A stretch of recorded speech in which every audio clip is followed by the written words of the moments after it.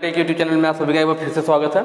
आज जो है मॉक्स ऑफ कैलकुलेशन का जो कि आईटीआई फर्स्ट ईयर के लिए है उसका पार्ट 16 सॉल्व करने वाले हैं। और आपको जो ये क्वेश्चन दिख रहे हैं इसका पीडीएफ जो है आपको इस वेबसाइट पे मिल जाएगा www.globaliti.org। इस वेबसाइट पे जा करके आप आसानी से आज का जो पीडीएफ है प्लस इसके पहले का पीडीएफ डाउनलोड कर सकते हैं।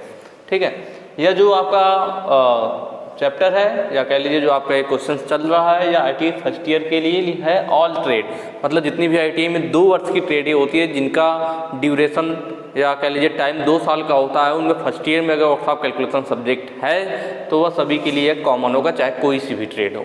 ठीक है, चलिए पहले क्वेश्चन से स्टार्ट करेंगे। उससे पहले मैं बता दूं कि अगर आप इसके पहले की वीडियो देखना चाह रहे हैं तो आप वीडियो की डिस्क्रिप्शन जरूर चेक किया कीजिए, वहाँ पे हम वेबसाइट का भी लिंक दे देंगे, प्लस इसके पहले की जो वीडियो है उसका भी लिंक हम जो है डिस्क्रिप्शन में दे देंगे वीडियो के।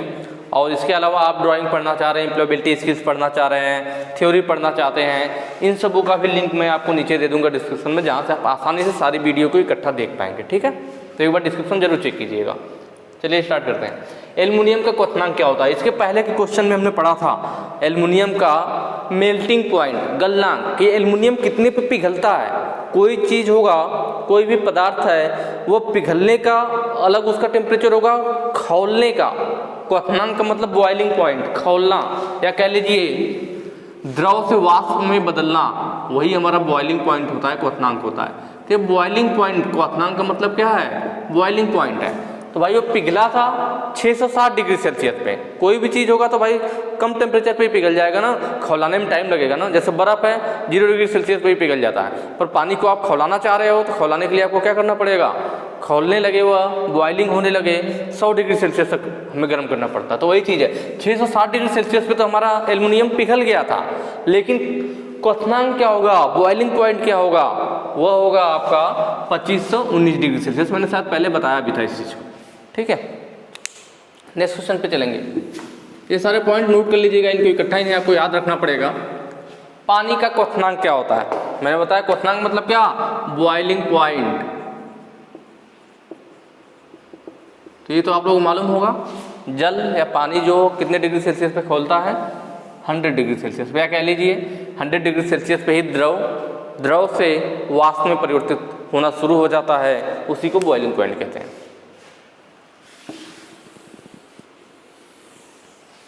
मर्क्यूरी मतलब पारा, पारा का गलनांक क्या है? गलनांक का मतलब है मेल्टिंग पॉइंट, जिसपे वो पिघलता है, मेल्टिंग पॉइंट।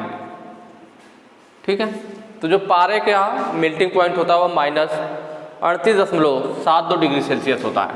तो ऑप्शन 4 आपका सही हो जाएगा। ये सब चीज़ें आपको पॉइंट वाली चीज़ें हैं, तो इन्हें आप बुक में एक कॉपी पे, जैसा कि मैं हमेशा बताता हूँ कि एक कॉपी बनाइए, उस पर सारे फार्मूले को नोट करते चलिए, प्लस ये जो पॉइंट आ रहे हैं आपके साइंस में इस टाइप के, इस पॉइंट को भी आपको नोट करके याद रखना होगा। ठीक है, इसका कोई ट्रिक या कोई जुगाड़ नहीं है।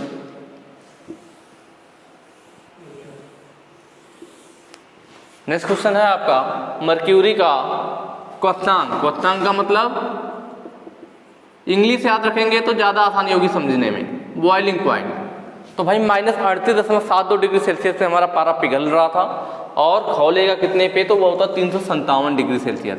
कुछ जगहों पे 345 भी दिया होता है, तो अपना ऑप्शन के हिसाब से थोड़ा बहुत अगर ऊपर नीचे होता है तो एडजस्ट कर लेते हैं, पर निम्मी में आपके 357 डिग्री सेल्सियस माना गया है।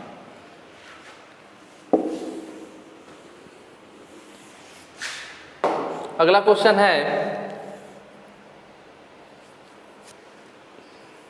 बल और इकाई क्षेत्र के अनुपात को क्या कहते हैं? बल का मतलब फोर्स हो गया, और इकाई क्षेत्र एकांक क्षेत्र, क्षेत्र का मतलब क्षेत्रफल से।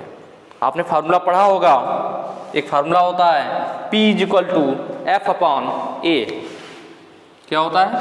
P = F/A।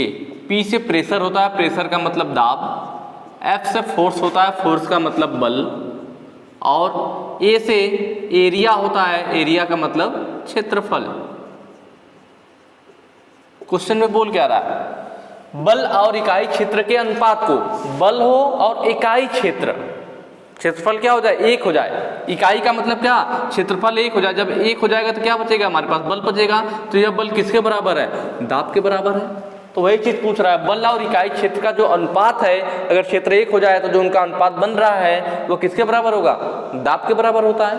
तो ऑप्शन आपका 3 सही हो जाएगा, प्रेशर, दाब।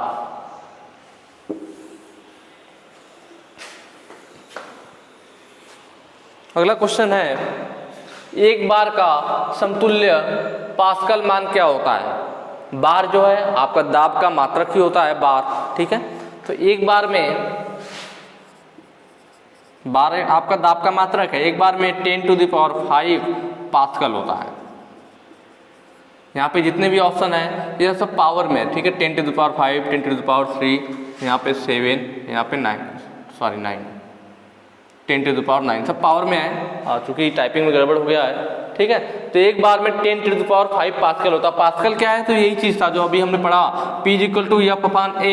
P क्या था? आपका दाब था, और बल का मात्रक आप जानते हैं न्यूटन, और क्षेत्रफल का मात्रक क्या होता है? Metre square. तो न्यूटन प्रति मीटर स्क्वायर दाब का मात्रक होता है, और इसी को हम पास्कल भी बोलते हैं, इसी को हम पास्कल भी बोलते हैं। तो वही चीज है, एक बार में कितने पास्कल? 10⁵ पास्कल या न्यूटन प्रति मीटर स्क्वायर। तो यहाँ पे ऑप्शन फर्स्ट हमारा सही हो जाएगा।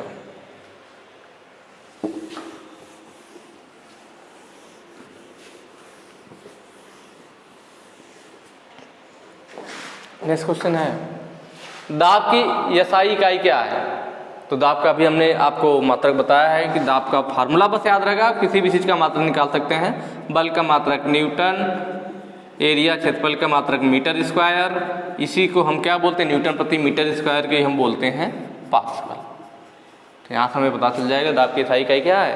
पास्कल है। तो ऑप्शन सेकंड हमारा सही हो जाएगा।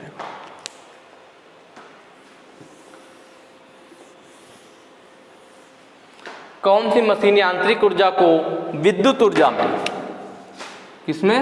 विद्युत ऊर्जा में परिवर्तित करती है? आप लोग ऑप्शन देखिए, आप खुद, ये बिल्कुल ही आसान क्वेश्चन है, आप लोग आसानी से बता लेंगे कि कौन सा ऐसा मशीन है जो यांत्रिक ऊर्जा मतलब मैकेनिकल एनर्जी को विद्युत ऊर्जा मतलब इलेक्ट्रिकल एनर्जी में परिवर्तित करती है। कौन सी एनर्जी को? मैकेनिकल एनर्जी को परिवर्तित करती है इलेक्ट्रिकल एनर्जी में,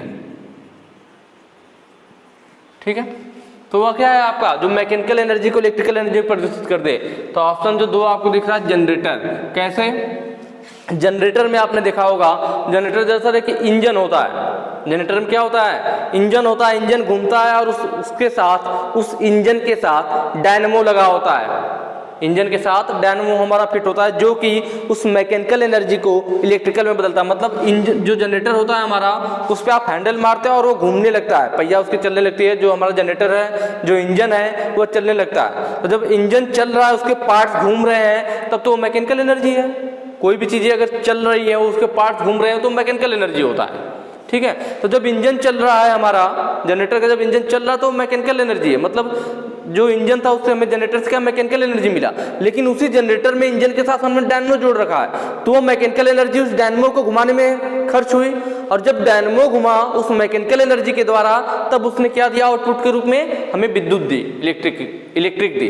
इसका मतलब जनरेटर ने क्या किया? जो जनरेटर के इंजन से हमें मैकेनिकल एनर्जी मिली, उसको उस जनरेटर के माध्यम से हमने विद्युत में परिवर्तित करके विद्युत ऊर्जा ले लिया। तो वही होता है कि मैकेनिकल एनर्जी को इलेक्ट्रिकल एनर्जी में कौन बदलता है? जनरेटर बदलता है।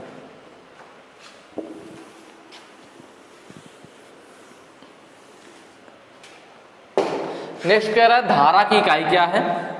ठीक है, धारा मतलब करंट। धारा का मतलब क्या? करंट। करंट की इकाई क्या है? आप लोगों ने पढ़ा होगा, V = IR, ठीक। यहां से भी आप निकाल सकते हैं धारा का मात्रक। अगर आप निकालना चाहे, I = E/R। V क्या आपका? वोल्ट हो जाएगा, ठीक है, प्रति ओम। भाई प्रतिरोध का मात्रक ओम होता है, तो आपको ये भी ध्यान रखना है, विभवांतर होता है, वोल्ट होता है। तो इसी को हम क्या बोलते हैं? धारा के मात्रक को वोल्ट प्रति ओम भी कह सकते हैं, या एम्पियर, इसी को हम एम्पियर भी बोलते हैं। यहाँ से भी आप निकाल सकते हो, Q = IT। I = क्या हो जाता है? Q/T।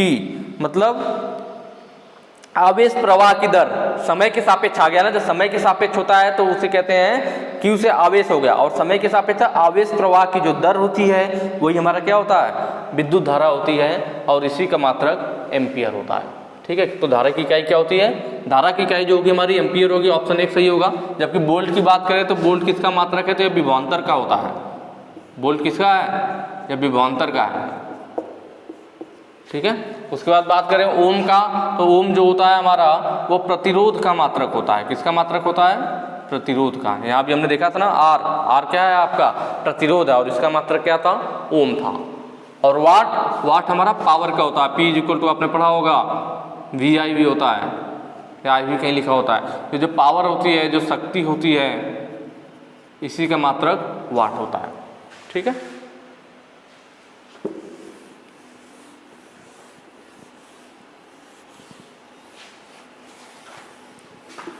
अगला क्वेश्चन कह रहा है प्रतिरोध की इकाई क्या है। अभी मैंने ये तो चीज पीछे ही बता दी, ये आपका धारा का मात्रक एम्पियर है, विभवांतर का मात्रक वोल्ट है, शक्ति का मात्रक या पावर का मात्रक जो है वाट है, और ओम किसका मात्रक है, ओम जो है प्रतिरोध का मात्रक है। मतलब ऑप्शन 3 हमारा सही हो जाएगा। ठीक है, तो ये आसान चीज़ें थी, एक बार इसको नोट कर लीजिएगा इन सब चीज़ों को। बाकी आज के तो काफ़ी आसान क्वेश्चन थे, इनको आपको ज़्यादातर पॉइंट वाली चीज़ें हैं उन्हें आपको कॉपी पे लिख करके नोट करना पड़ेगा। बाकी अगर वीडियो अच्छी लगी हो तो ज़्यादा से ज़्यादा शेयर कीजिएगा। फिर नेक्स्ट वीडियो मिलते हैं आगे क्वेश्चन के साथ। Thank you.